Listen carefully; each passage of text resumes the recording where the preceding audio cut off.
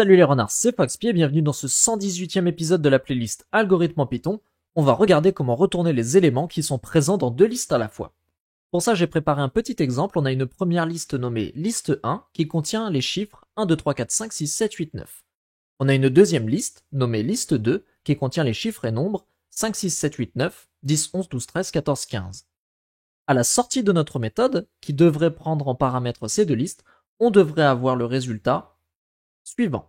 Une liste contenant 5, 6, 7, 8, 9. En effet, 5 est dans liste 1, dans liste 2, 6 est dans liste 1, dans liste 2, 7 est dans liste 1, dans liste 2, 8 et 9 sont dans liste 1 et liste 2. En revanche, 1 est dans liste 1 mais pas liste 2, et 13 est dans liste 2 mais pas liste 1, donc il ne nous intéresse pas. Sachant l'objectif de cet épisode, eh bien, on peut aller coder la méthode, donc je vais l'appeler bothList, et elle va prendre en paramètre nos deux listes, liste 1 et liste 2.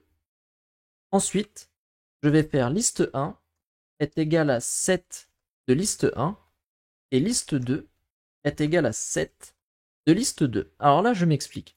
Admettons que nous ayons une liste comme ceci. Liste 1 est égale à 1, 1, 1.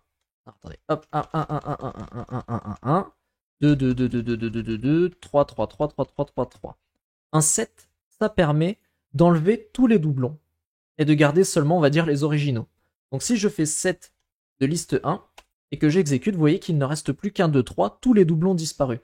Et on n'a pas besoin de ces doublons pour comparer les éléments de nos deux listes, un seul suffit pour savoir s'il est présent dans une liste et dans l'autre. Donc quand je caste en 7, c'est pour essayer d'optimiser l'algorithme, et puis parce que forcément, la liste qui en résultera, enfin le 7 qui en résultera, sera au pire de longueur égale, au mieux, il sera réduit drastiquement. Donc ça, je peux supprimer, on peut continuer l'algorithme. Ici, je vais instancier une variable finalList, donc qui sera notre liste que l'on va renvoyer avec les éléments qui sont présents à la fois dans liste 1 et dans liste 2. Maintenant, on va parcourir notre première liste. Pour ça, on va utiliser une boucle for element in list 1.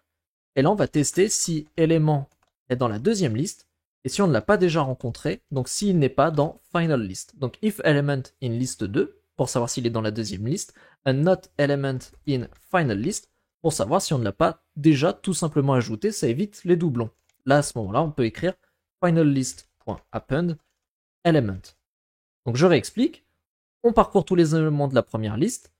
Si un élément est dans la liste 2, ça veut dire qu'il est à la fois dans liste 1 et dans liste 2, mais on va quand même regarder s'il n'est pas déjà présent dans finalList, autrement dit si on ne l'a pas déjà rencontré. Normalement, ça ne devrait pas être le cas avec le 7, mais on sait jamais, c'est une petite vérification de sécurité, on va dire.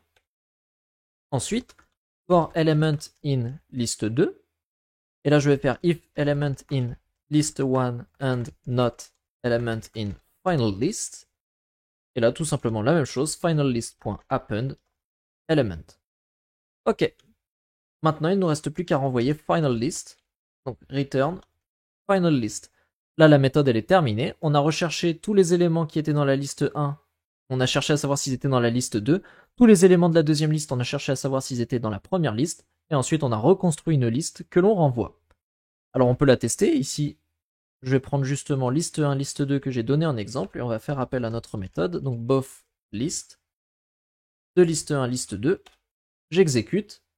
Et là, on a 5, 6, 7, 8, 9. C'est bien le résultat que nous voulions. Notre méthode renvoie bien les éléments qui sont à la fois présents dans la première liste et dans la seconde liste.